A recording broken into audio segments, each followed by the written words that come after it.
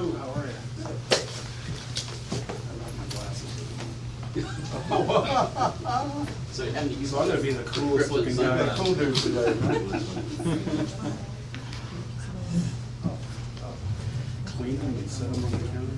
Oh, you left your glasses on? My sunglasses, my prescription ones got stolen last week. Ready? Recording started. Okay. All right, let me call to order Board of Commissioners meeting for Pasco County Mosquito Control. Today is September the 15th at 3:30 p.m. And join me in Pledge of Allegiance. Allegiance to the flag of the United States of America and to the republic for which it stands, one nation, under God, indivisible, with liberty and justice for all. Roll call. Who's the cool dude on the end? Kevin's here. Cox is here. Abbott? Victor Director Rogers present. Motion for approval of the agenda. So moved. All in favor? Aye. Motion carries unanimously. Approval of the consent agenda, Mr. Chairman. Okay. All in favor? Aye. Motion carries unanimously. Just be the public comment. Sign in, please. Okay. We've got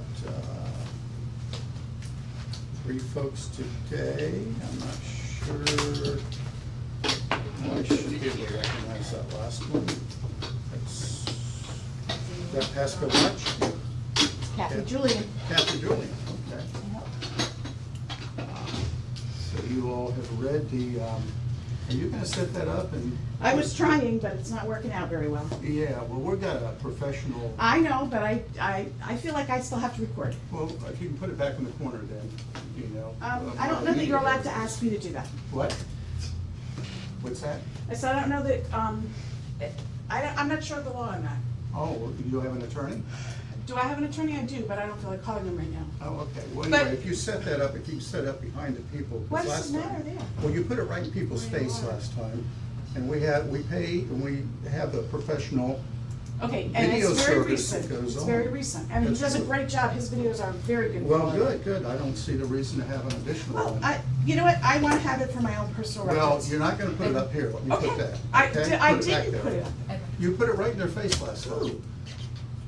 Yeah. Okay. Yeah, you were I'm right. not gonna argue with you. Well, that's good, because that's what I'm reading here, that you agreed to. Speakers are allocated 3 minutes. All speakers identify themselves, names, address for the record. Remarks should be directed to the board, the whole, not to the individual members.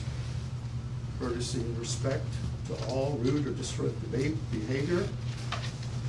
Statements questioning integrity, motives, or characters are prohibited. First one up today is we got John Cobb. Oh, I'm sorry.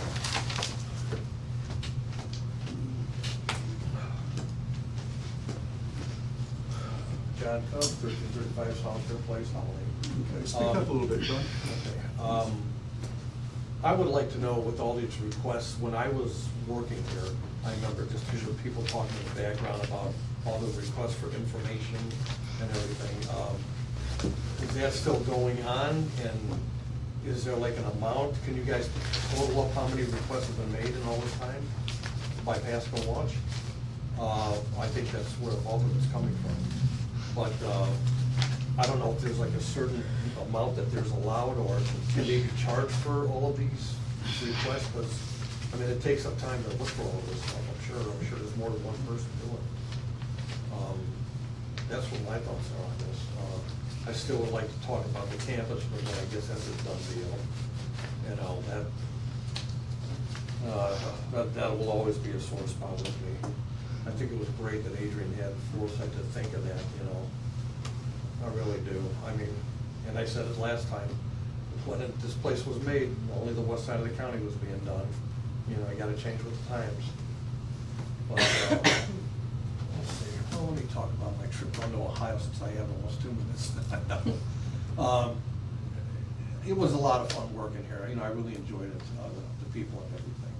You know, Adrian, I'm sorry that she's gotta go through all of this stuff. I don't know what the ultimate purpose is of this. And you guys too, you know, it's gotta weigh on you too. No, I just want this place to stay here and everybody, you know, still have a job. You know, I don't know what any decisions are gonna be made, I don't know who will be let go, whatever, I don't know. In a way, I don't wanna know, you know, because I just don't think it's right. But, and there's a lot I don't know, I'm sure, about everything, you know, but, that's what my biggest thing is, I'd like to know how many requests have been made. And can they be charged for this stuff? It's gotta take people's time. I remember when Michelle, when she was working here, you know, she was saying, Jesus, you know, all these requests, I've gotta keep doing it. Now, that's one person, but I'm sure there's other people that are doing it too. You know, that should cost money, and if it's just a form of harassment, asking for it over and different things, then no, then there should be a certain amount of times you should be allowed to ask for it. You know, that's why I'd like to know what the total is, so if you guys can do that, I would love to see that. So I address that, John, yep, we're a public agency. Anybody can request public records, and we will supply them to anybody and everybody. We do have a recent policy on that, so we'll be glad to share that with you. Oh, okay, yeah, I'd like to know. So there is a limit to how many?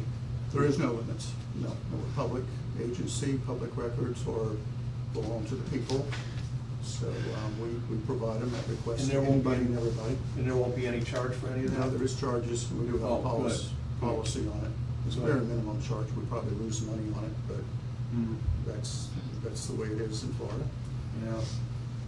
All right, okay. Yeah. All right, thanks. We have Ms. Duffy up next.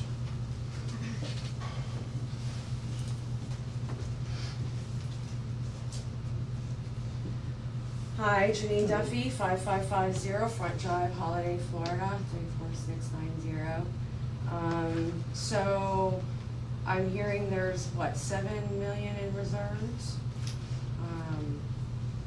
I know there was more, I think, at one time. I remember seeing a 10 million, but you're looking at 7 million in reserves. And so I understand last meeting you were talking about if you are short on chemical money that you would be, you know, going into reserves, which is, you know, fine.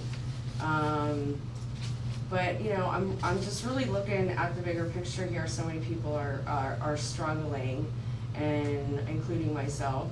And I would really like to see some of that money somehow come back to the taxpayers. I know you're gonna be selling the property, so you'll have some of that. And I'm not saying take the entire 7 million. I believe you should still have some reserves. When we're talking about risks with mosquitoes, and not just killing an animal, but you're talking about disease and preventing disease. When you compare like the deaths with mosquito-borne illnesses and the deaths that we have with people that lack money for food, or even just the traffic that we have and all the deaths that we have in Pasco County, whether people are walking, whether they're driving their vehicles, we have lack of infrastructure, we have lack of police enforcement. I'd really rather see money spent on actually preventing deaths. I don't know exactly how many cases in Pasco there has been of some kind of mosquito-borne illness, and I won't pretend that I do.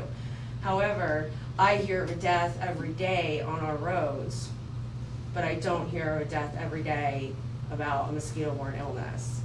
So it's just kind of more of a priority thing for me. It's kind of when, you know, everything's getting tight and taxes are going up for me and car insurance is going up and now homeowners insurance on top of it.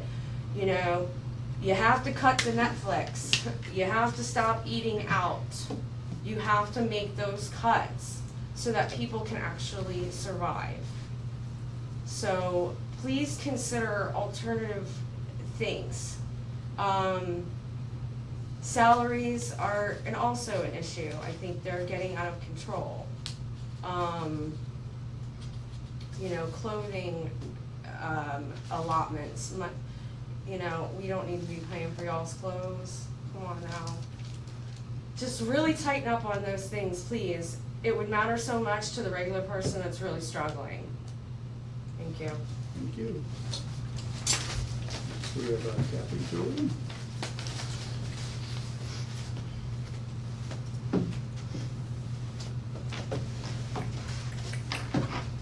I'm Kathy Julian, and my address is on record, 10232 Worthy Lane Way.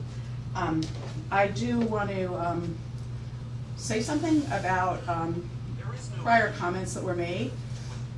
Florida is a state that has sunshine laws, which you guys are well aware of. Everything you do is public record. So the more information you put on your website, the less information that would be requested. Today I was going over the budget, and there's something on this budget that should be there that isn't.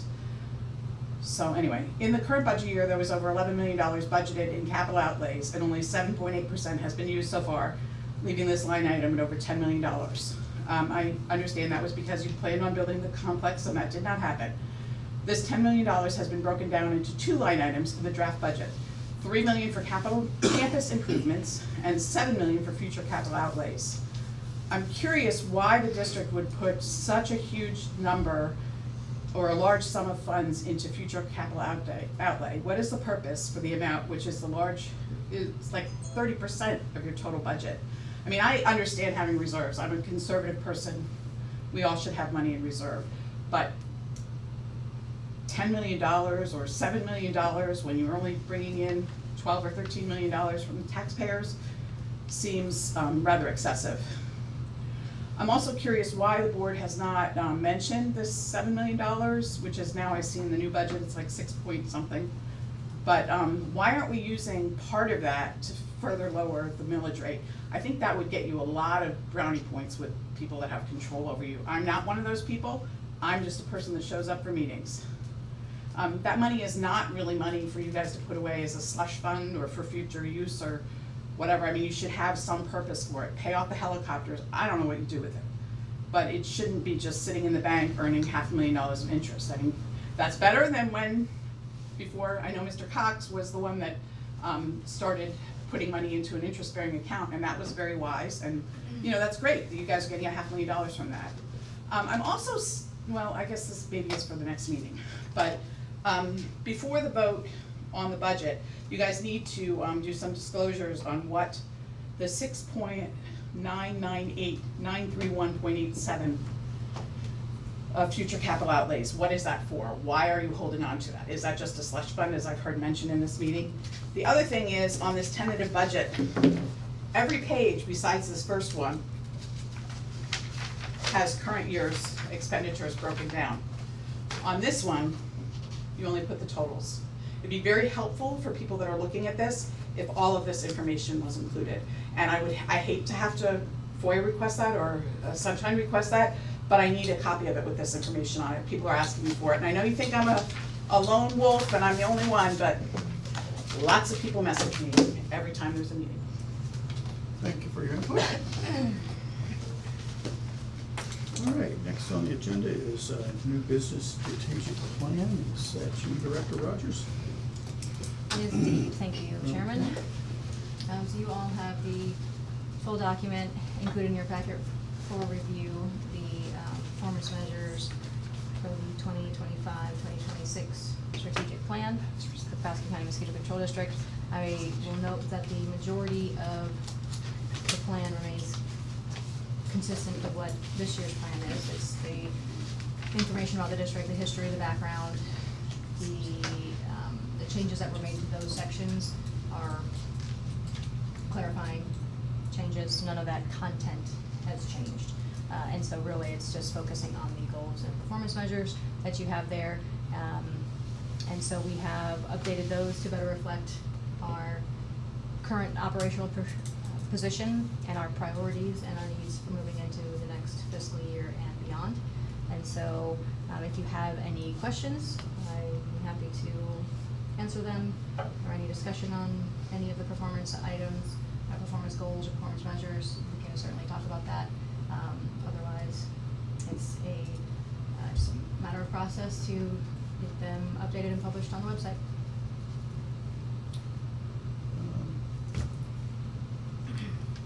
you up? No, I mean, I enjoyed reading it. I think you did a great job on it, and, you know, that's a far cry from where we were a couple of years ago. So, that was certainly a good suggestion by the OPAGA report, and glad that we took it to heart and got her done. And more importantly, that we're following. Yeah, it looked good overall. There was one piece of it, I think, I can't recall exactly, but I think Should be there. getting the meeting packets to us within 2 or 3 days ahead of time. I think it's 1 day in there. So, might look at that. Is it 1 day? I will have to pull it up, but I can. Okay. So again, this is It's a goal, our, I understand. it is a So, goal, yeah, yeah, okay, right? yeah. I mean, You've been meeting the current goal. practices, we're exceeding that. Yeah, You know, we've yeah, been- you are. We're trying to get it out earlier every Yeah, month. you don't have to look it up, so I just take a look at it afterwards. and You see. want a motion for approval? I would love, yes, that would be great. Okay. I'll move for approval. Okay, all in favor? Aye. Aye. Aye. Motion carries unanimously. Thank you. Let's move on to surplus property sales agreement. So you once again. Yes, I will take the lead. Did anyone from brokerage Is firm Laura on make with it on? us? Renee or Dewey? Dewey is on, okay. So we do have Mr. Mitchell on the web call as well, but just as a reminder, at our special district, special meeting, on September 5th, the board unanimously voted to move forward in drafting the sales contract, proceeding with the offer received from Eastern Meridian as a prospective buyer. And since that time, I've been coordinating with district council and the company to work on the sales agreement that you have there in front of you. So the red line version that you saw a couple of days ago, nothing has changed since that version. All of those red lines have been accepted, so the copy that you have in front of you today does reflect all of those changes that district council and Eastern Meridian have agreed to. So if you have any questions on any of that, we can certainly talk about it. I'm also presenting to you today is an affidavit stating that the purchaser is in fact the same entity that submitted the letter of intent. If you've noticed those two names, you may have noticed that those are not the same. So this is something that district council requested and required that we have, because that buyer name listed on the LOI is different from what they have in the sales agreement. And so the company has requested that they have to close under a special purpose entity for tax purposes, and so that is 41 Mosquito LLC. So you'll see that affidavit there in front of you. Lastly, before I turn it over to district council or Mr. Mitchell from brokerage team, we also have a letter of authorization that the company has asked to act as our agent of record for various permitting authorities to help streamline the process, some of the items that they'll be doing during this next phase once we do execute the contract. And so we have a couple of edits that we're still working through with the district council, and once we do have that, I'll be moving that forward. So it really just doesn't require your approval, just for your information, that will be forthcoming. And then we do have both Ms. Donaldson and Mr. Mitchell on the line. Do any of you have anything to add to what I just stated?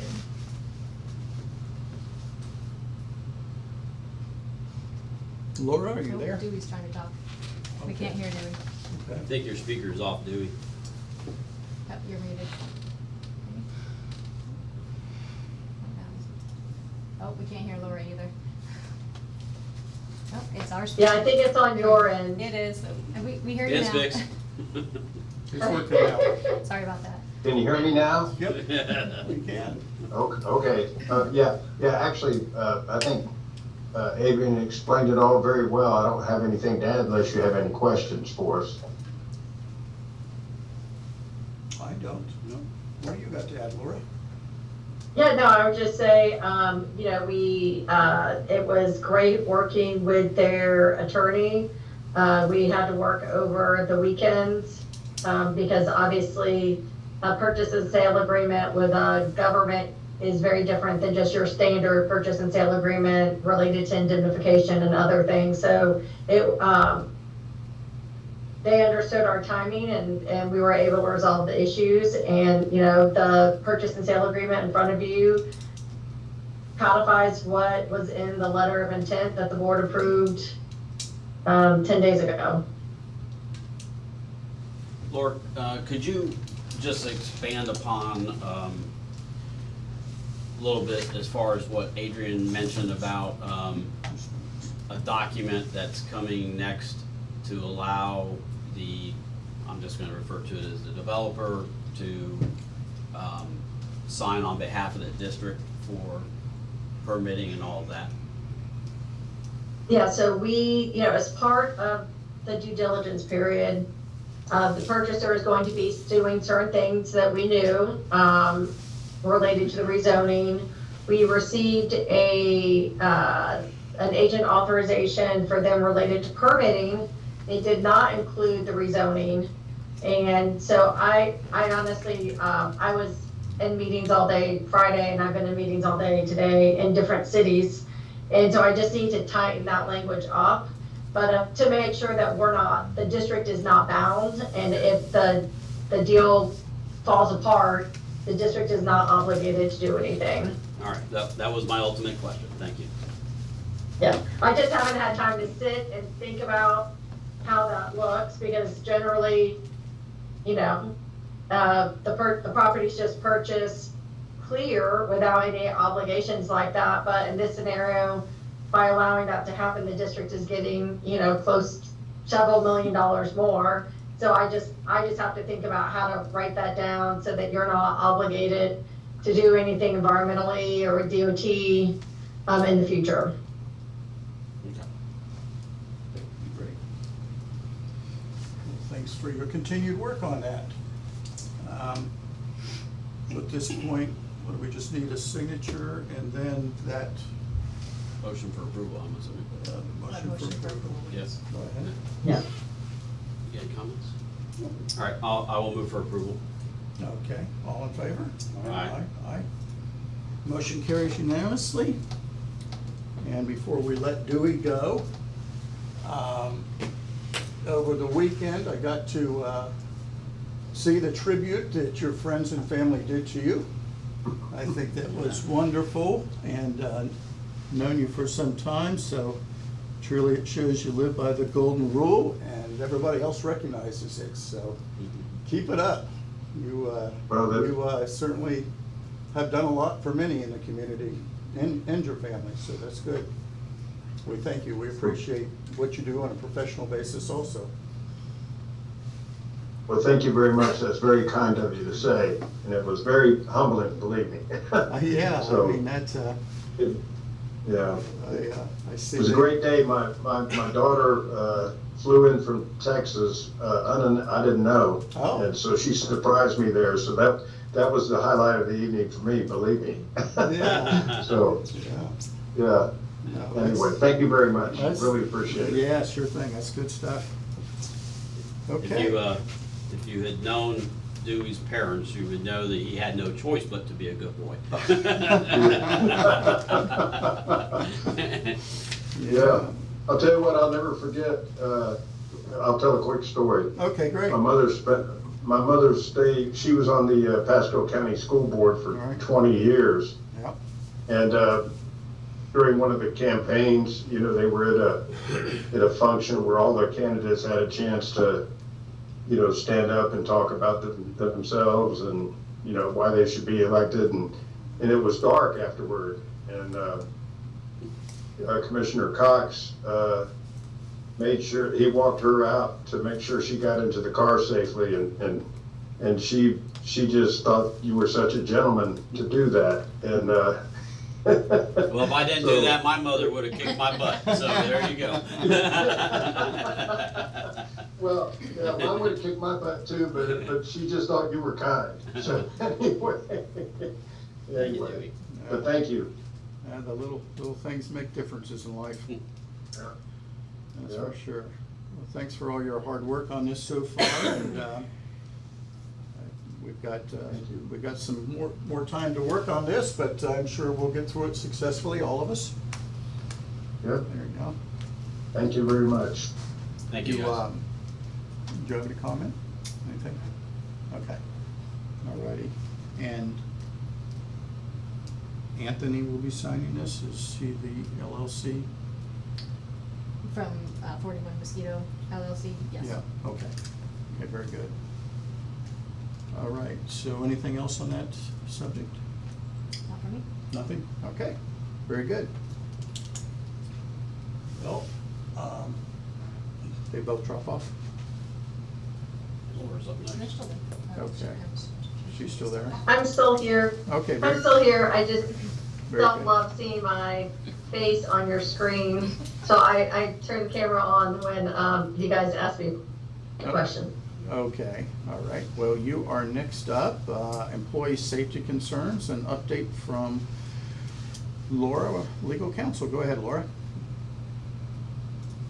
Well, I know that, just real quickly, Adrian can give more details. The sheriff's office is still investigating the calls that were made to the district, the phone messages, as well as pursuing, other questioning related to cyberbullying and other issues. So that's the basis of it, but we are still talking to both sheriff offices. And I think Adrian has a meeting with the Pasco County Sheriff Office next week, or this week. Okay. Thanks for the report. All right. Thank you. Anything else on that? Nope. Not a whole lot to add, so I appreciate you going through that, Ms. Donaldson, and the meeting is on the 30th of the month. Okay. All right. Next item is the budget draft discussion for 2025-26, starting October the 1st. Would you like to lead that off, please? Yes. So on September 4th, the board reached a consensus on the draft budget for the upcoming fiscal year for 25-26 fiscal year. If there is any further discussion on any of the items, nothing has changed since you saw it on the 4th. We can certainly work through those. I do want to state for the record that as we're finalizing the new budget, for the edification of those in the room and following the abundantly clear, want to make this for the record, that statements made during public comment at our last meeting alleging that I was making decisions outside of my authority as the executive director of the district and without board approval. As board, you all know that narrative is completely false. Once the board approves a budget item, I have full authority to enact that item, to make the associated purchases, to administer employee raises, as the example that was brought up at the last board meeting, without seeking additional approval from the board, provided that I do so based on policy guidelines for each of those respective items, simply because the board has already granted that authority. So the claims presented at the last meeting are just another deliberate attempt to mischaracterize the process and discredit the work that we are doing here in this office. And it's important to understand that all of the actions taken are under the approved budget are fully within my authority and adhere to the proper protocols established by this board. So thank you, and with that, if you have any questions on specific items, we can work through those items.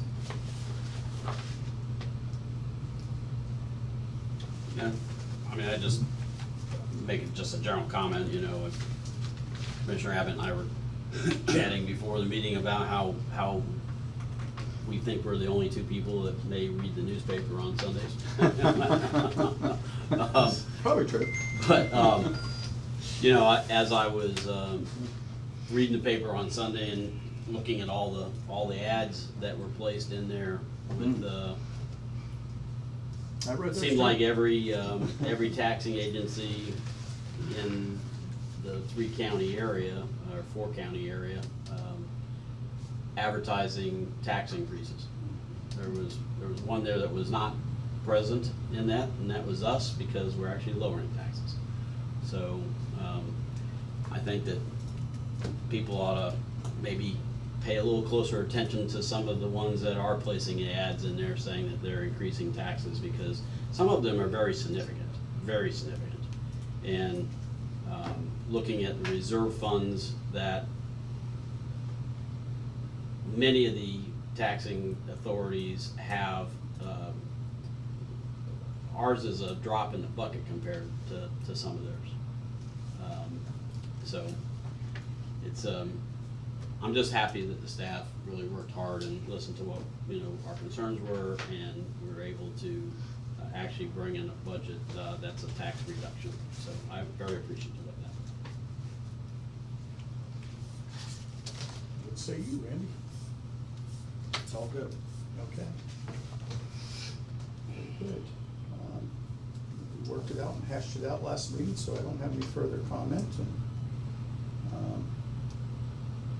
our final hearing will be on September 29th at 5:01 p.m. 29th at 5:01 p.m.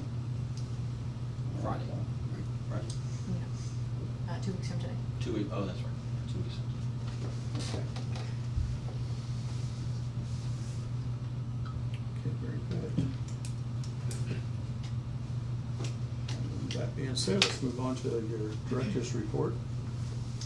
All right. And Operations, Nick's here today too. Are you speaking for Nick? No, you're speaking? Okay, good. It's my turn.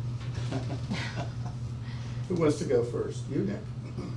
Sure, we didn't have any Okay. safety incidences or training scheduled for last month. It's our busy time of year, so that's a normal.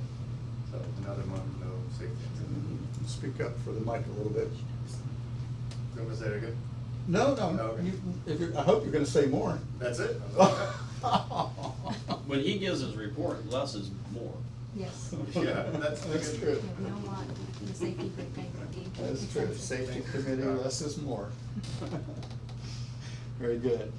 All right, otherwise, in district operations, notification systems. I'll provide an update on the resident notification system for alerts about our ground and aerial mosquito control treatments that we put into place about a month and a half ago or so. Right now, thank you, Edwin, pulled up on the screen here. Right now, we have just around 300 individuals that have signed up to receive these notifications, and continue to actively try to educate our residents that this service is available.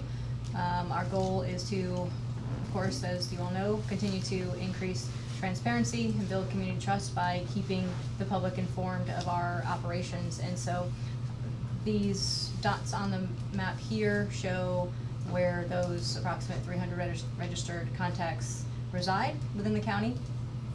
So if you all would like to continue to spread the word on that, we would certainly appreciate that. We do have a lot of information on our website that's actually tied to these alerts. So when you receive a text message, there is a link that brings you back to the area on our website that goes into detail about the various control options. And so if a resident has a question on, what type of treatment it is, they can go down and see the various options that we have that we are providing that notification on. So we've been working to increase the amount of education, the details of the information that's on our district website, so that once you receive that text, it goes right to those. So I implore you all to take a look at that. If you haven't clicked the link that you receive in those alerts, for those of you who've signed up, I know a couple of you have at least, go ahead and click that, and you can see there's some great detail on the respective treatment type based on what the notification is, and then continue to spread the word. So we do also have some flyers that we can give you if you'd like to pass those out, that have a QR code, brings you back to the website, and they can go ahead and just get signed up for to receive those notifications right there on our website. So a thought or comment on spreading the word. If I look at the county seat, for instance, there's nothing much going on so far over there. We're early in on the process, but what if our public outreach contacted the tax collector, the property appraiser, the sheriff's department, and see if they could help spread the word. I mean, they first could start out with their own folks and then, you know, to all the connections that they have out there. But I would think that might be an inexpensive way to get it started, get it going a little bit swifter. So we are relying on community partners to help us spread the word. The constitutional offices in particular that you mentioned, I would have to look to see if we've done targeted outreach to them, but I know we're working with the county, the county has pushed it out through their mechanism. We've also been on Nextdoor, you know, targeting all of the different neighborhoods in Pasco County. We are working on getting them distributed to individual HOAs. So there is a concerted effort that is trying to target some of those other stakeholders and utilizing those partnerships to get the information spread wider. But specifically, property appraiser, sheriff that you mentioned, I'm not sure, but we can certainly look into that if we haven't already. Okay. About like state reps and state senators? Have we sent it directly to them? Well, yeah, for them to disseminate, maybe Randy Maggard to help out. Yeah, we can Yeah, certainly there'd be try that somebody. approach. That'd be a good idea. That, maybe even Bill Rex's office now that we're Yeah. brainstorming. Mm-hmm. Yeah. You know, so if you reach out to the tax collector's office, you know, that all his offices, he has television screens up that do some advertising. He would probably put something up on there for that, you know, people, because he's got, you know, in the normal loop of advertisements and stuff that they do there. Yeah, those offices certainly have Lots of traffic. connections. Yeah, lots of traffic. To all the people. DMV. Yeah.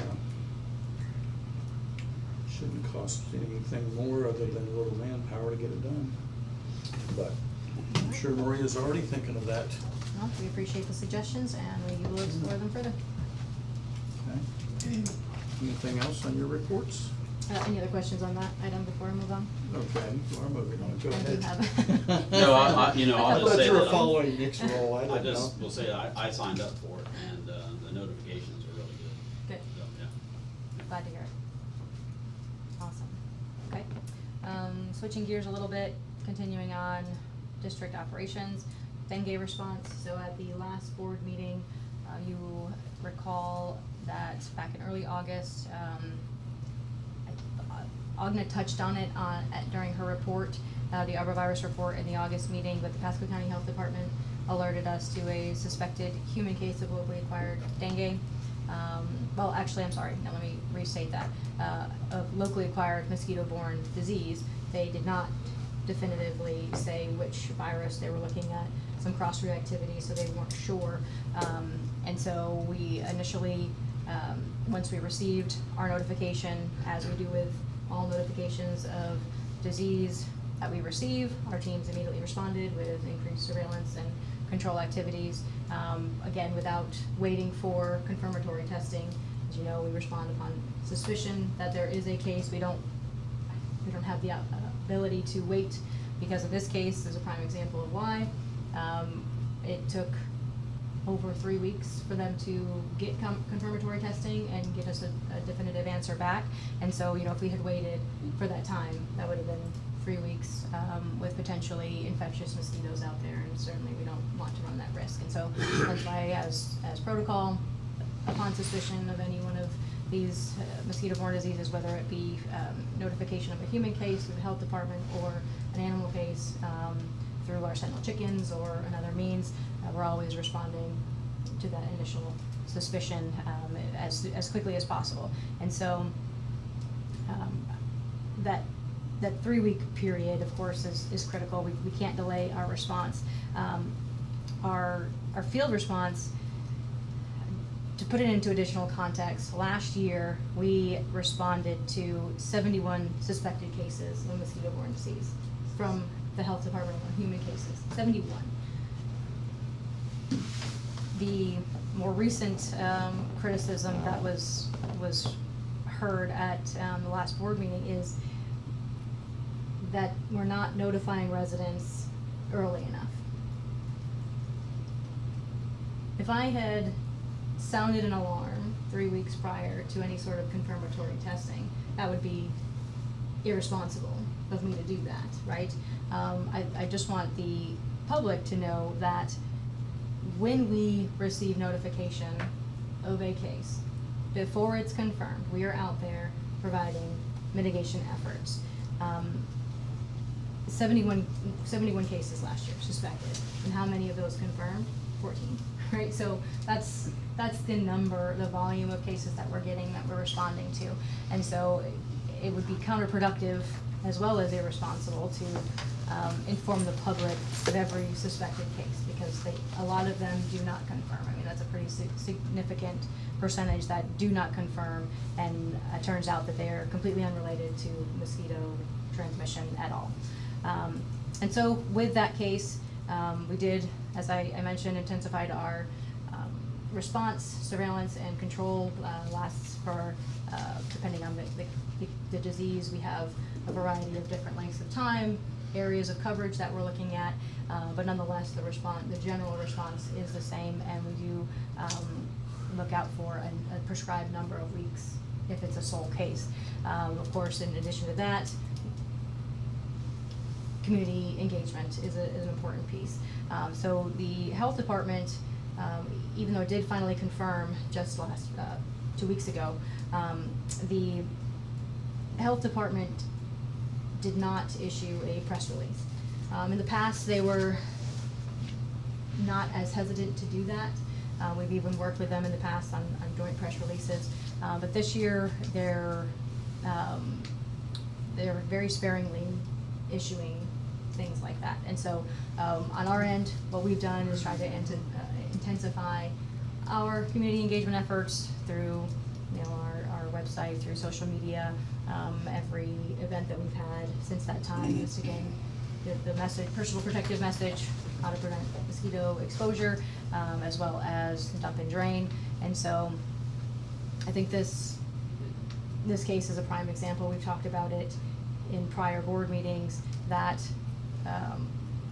we need to stop talking about dengue as being an exotic disease. It is endemic in Florida, which means that local transmission is occurring at a higher frequency. We're seeing it throughout the state.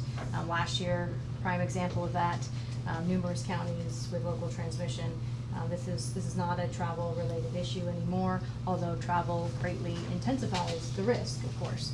And so, we have to remain vigilant. We have to continue to encourage residents to take the necessary precautions, protect themselves from mosquito bites, as well as doing their part to reduce the potential for this urbanized mosquito that's growing in their backyards to really gain foothold. So it really requires a joint effort from our various stakeholders in our community. And so, we really need to be vigilant about responding and reinforcing that idea that this is a partnership, that our community really needs to be working with us to help reduce the risk for dengue, especially as it's becoming more endemic in the state, so more established. So this is my call to action.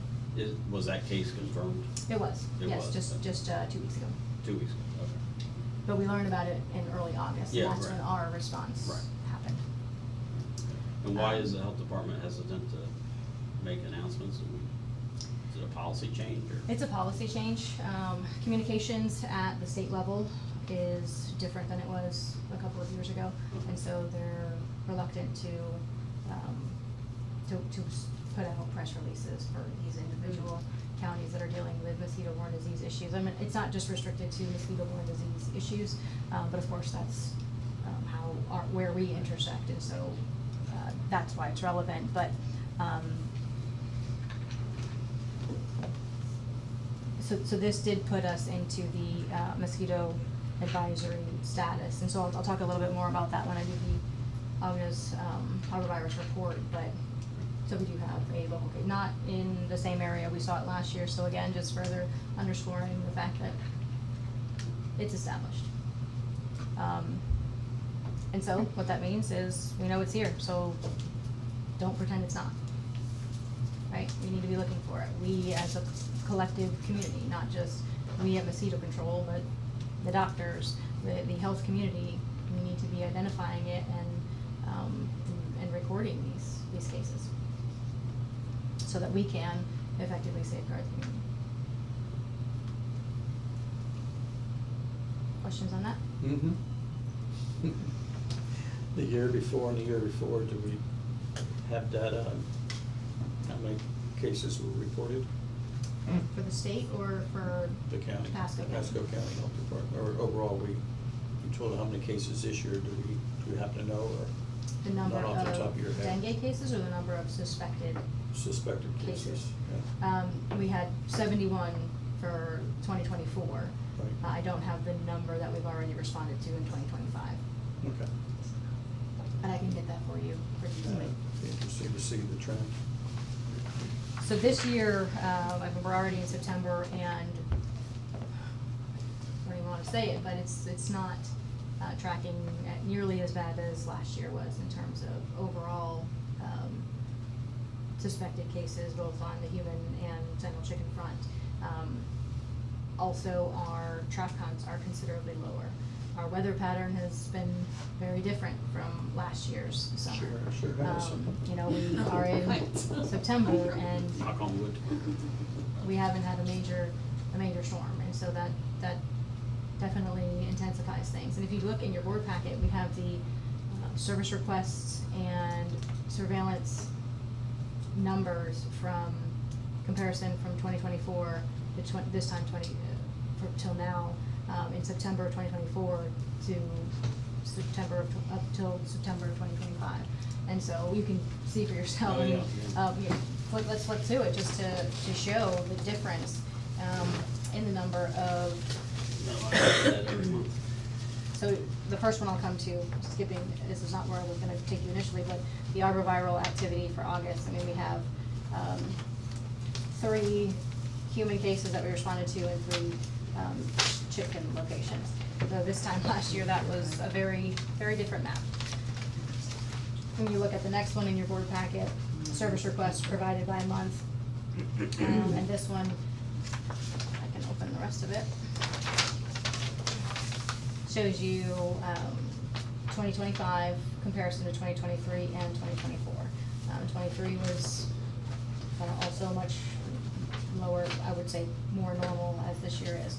Last year was an outlier on a number of different metrics. Arboviral, major weather-related issues. So all of that contributes to what we're seeing here. If you look at the service request, this is the next one.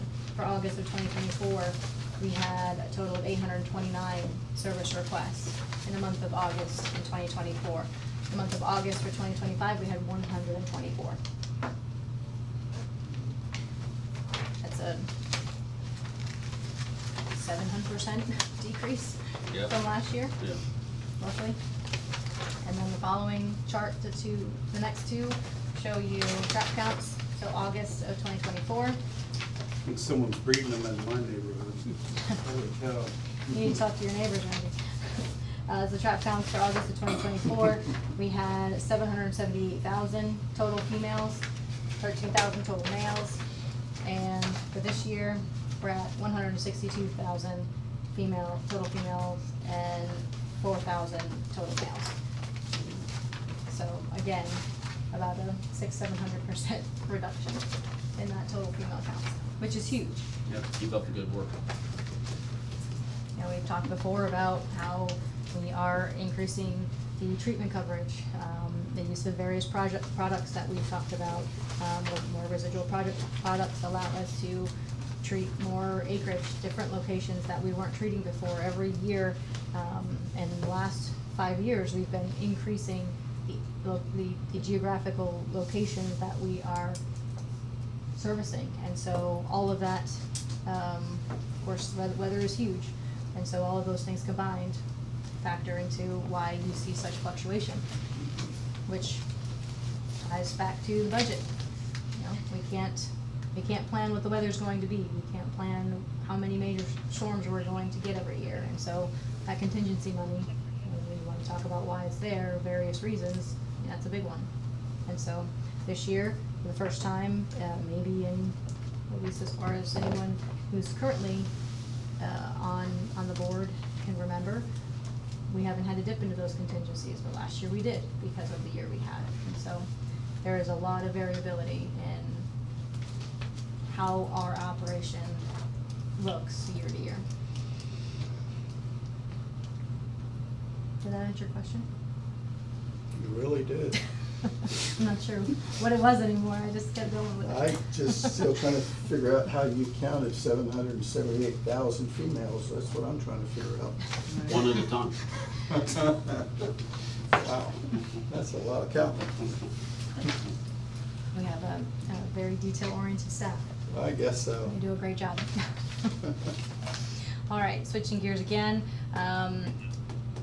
There's FEMA pre-qualification training that we had a couple of our staff participate in. It's to prepare agencies for future emergency events. We did have, the FROC is the Florida Recovery and Operational Compliance Training Program, and it's developed through the Florida Division of Emergency Management and designed to pre-qualify local governments for FEMA reimbursement, ensuring that staff are fully trained in the federal requirements for documenting and submitting documentation for recovery costs that are directly tied to disasters that are declared through the federal and state government. And so we did have a couple of our staff, Ms. O'Reilly and Mr. McFall, have been involved in that over the last month or so, and this will put the district in a stronger position to recover eligible costs quicker, hopefully, and more efficiently in, in the wake of a natural disaster like a hurricane, without risk of delays or denials due to compliance issues or, unfamiliarity with the documentation. And so that was a very positive thing, part of our ongoing efforts to improve preparedness and strengthen our operational resilience and how we are managing public funds. Questions on that? Any word on reimbursement for last year? Knew you were going to follow with that. No, we have not received any word on if or when that may come. So. Have any of the local governments received reimbursement? I don't have an answer to that. I don't think so. I don't think so either, but, Yeah. From what I understand, it can take years to see it. yeah. So, and then it depends on so many factors, which I learned a lot in that FOC training about how that all comes down the pipe. So, definitely not this fiscal year, I would not say. Yeah, I think Hurricane Irma took us 3 years to recover on that one. Years. That sounds Yeah. about right. They said one of them had just closed and it was from 2004.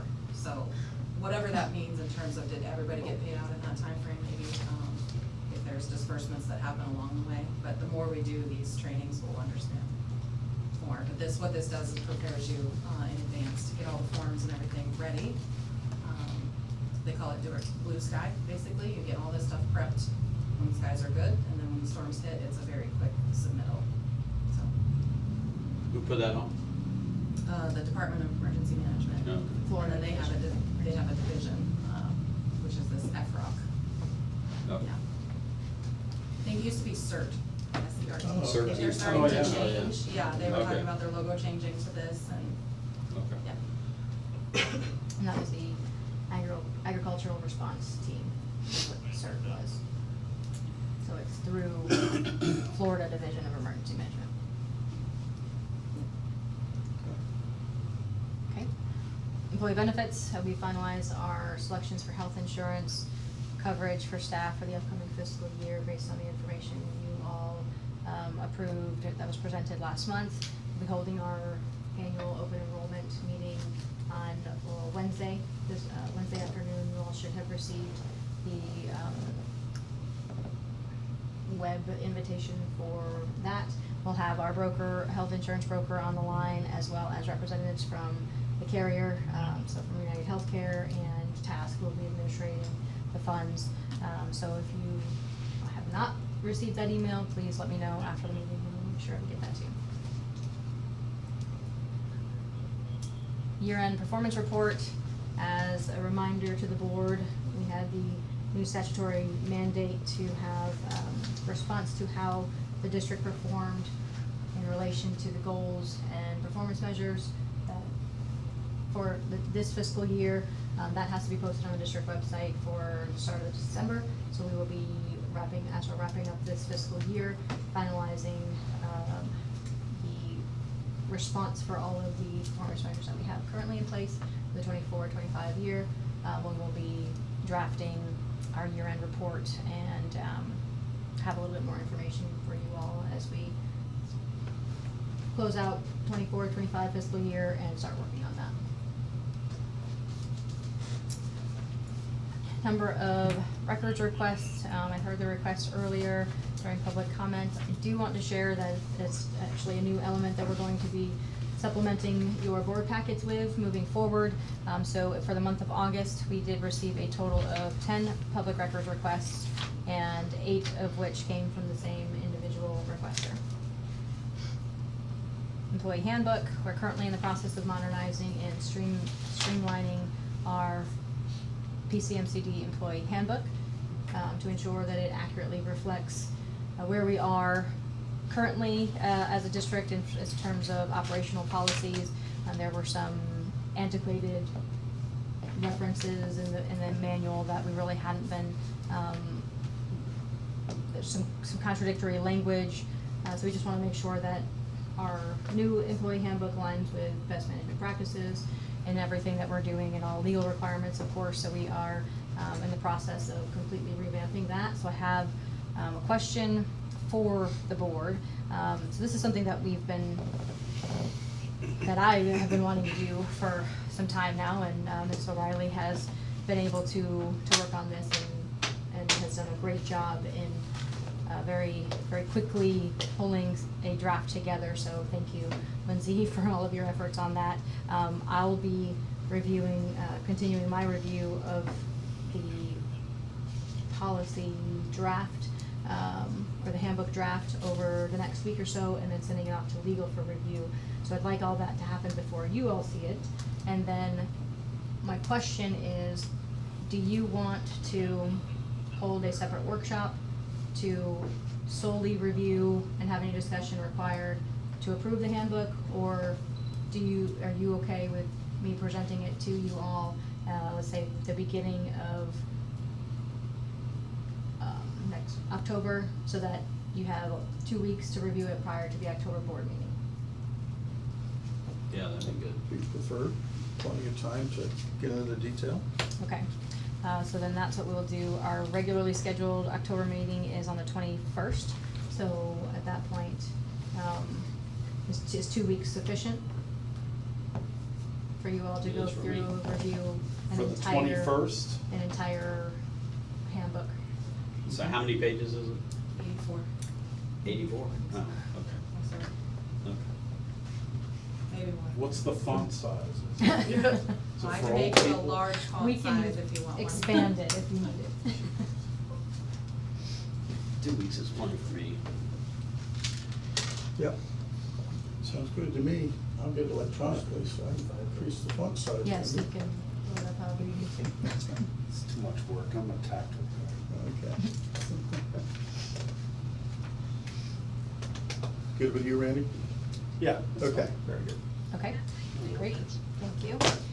I think that's all I have operationally, but as you probably noticed, we are missing a couple of key staff this afternoon, so I will go ahead and move into the outreach education report and arbovirus report unless you, okay, I'm seeing all 3 of you shaking your heads yes. So for community outreach and education, as you know, our outreach and education department plays a key role in our integrated mosquito management program in educating and engaging the community on promoting our mosquito prevention efforts. And it's through education that we raise awareness and encourage active participation in those mosquito control measures that I was really referencing as it pertains to community participation in our fight against dengue and other mosquito-borne diseases. And so we have been busy prepping and scheduling fall school programs. As you know, this semester, the school season just started, and so we're getting back into the schools and community events. We have a lot of weekend and outside hour events already booked for the fall, which is great. Seems like it's even more so than last year.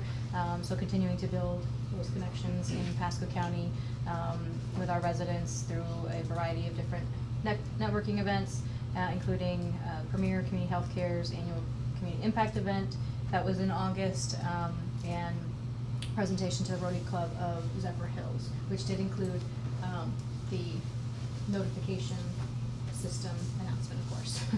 So, and we left them with, you know, the stack of the flyers with the QR code, so we're trying to promote that as much as we can. Questions on outreach education? Okay. Parvovirus, related to mosquito-borne disease and disease identification and response, as you all know, are a critical component to our integrated mosquito management program, and the early detection of arboviruses allows us to very quickly respond and strategically target control efforts so that we can minimize the risk of mosquito-borne disease transmission. And so for this year in the state of Florida, for 2025 up through last week, West Nile virus, there have been 3 human cases identified with an additional 6 asymptomatic blood donors, 1 horse, 1 duck, and 129 sentinel chickens. Here in Pasco, we had the 1 chicken from January that was carryover from 2024's storms, and what was left of, if you want to call it last season, we can still break it down into seasons. 7 sentinel chickens in the state of Florida, or I'm sorry, for Pasco County for West Nile. For St. Louis encephalitis virus, state of Florida, there have been 3 sentinel chickens. We have had 0 in Pasco. Eastern equine encephalitis virus, for the state, there have been 8 horses, 2 emus, 1 flock of emus, 1 goat, and 45 sentinel chickens reported. Here in Pasco, we have had 7 sentinel chickens reported with positive for Eastern equine encephalitis virus. For dengue, in Florida, all of Florida, there have been 189 travel-related cases, and there have been 24 locally acquired human cases throughout the state of Florida this year, and an additional 4 mosquito pools have tested positive for dengue. Here in Pasco County, we do have the case that you all learned of in March, and then of course the one that we just talked about, that was, we were identified to in early August, so it's technically a July case. Chikungunya, travel related for the state of Florida, there have been 11 cases. We have had none. For malaria, there have been 36 cases, travel related cases in the state of Florida, one of which was here locally, travel related case in Pasco County this past month. For mosquito-borne illness advisories, the following counties are under illness advisories through the Department of Health. That would be Alachua, Bay, Clay County, Duval, Hillsborough, Lafayette, Leon, Pasco, Pinellas. And mosquito-borne illness advisory, we have Brevard, Escambia, and Miami-Dade. Pasco County Mosquito Control District is currently responding to 4 Department of Health mosquito-borne illness cases. 1, the confirmed local dengue that we've already talked about today, the 1 1 additional suspect dengue case, and 1 confirmed travel malaria case that I just listed off from August. Questions on any of that? Look what magically popped up. There it is. Yeah. Thank you. That's good. I do have a question on Pasco. We're under an advisory, is that what it is? Yes, the Okay. locally acquired dengue case put us under. How long will that last before it drops off? That will drop off at the end of 2025 if we do not have continued transmission throughout calendar year or fiscal year? calendar year. Okay, So once you're on it, you stay on it. I see. Till the end of the year. If you can say there's an end of the year. Last year, we never, I don't know that, well, did we come off in March? I think we came off in March. But that was still, the last case of ours, that we had confirmed for Pasco was the West Nile Sentinel chicken in January. And so we didn't come off at the end of December. It's based on a period of time after each one of the cases. Is it a 12-month period or just a period? So it's typically the year, but then last year was very unique. Yeah. And so that one was based on continued mosquito-borne disease transmission into January. Okay.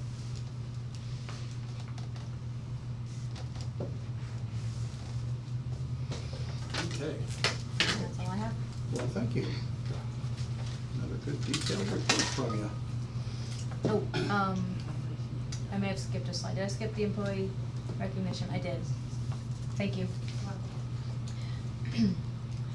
See, it would be helpful if I actually looked at the screen, right?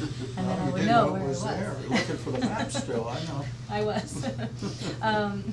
So this past month, just to highlight some of the recognition and our staff for their work anniversaries. Back in August, we had an individual call in for one of our mosquito technicians. The door hanger UF was very detailed and helpful, and she could see that our technician, Mr. Kyle Ruin, had great knowledge and care of his job and the residents. So we appreciate Miss Mary for calling that recognition in so that we could highlight him here.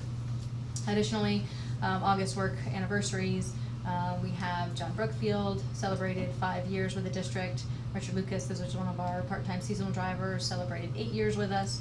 Rob Bendel, Mosquito Tech, has been with us for 4 years. And Stelios Glenmios, our larvicide supervisor, has been with the district for 10 years. And now I believe I am done with my director's report. Thank you. You're good with your pronunciations too. That's good. Well, I had, 8 years of Latin? You did?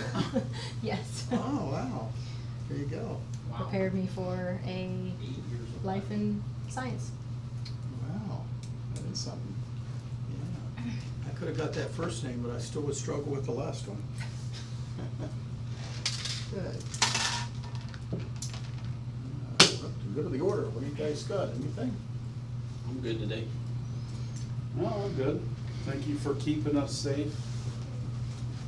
To all of you. All right. So next up, we got a few meetings coming up.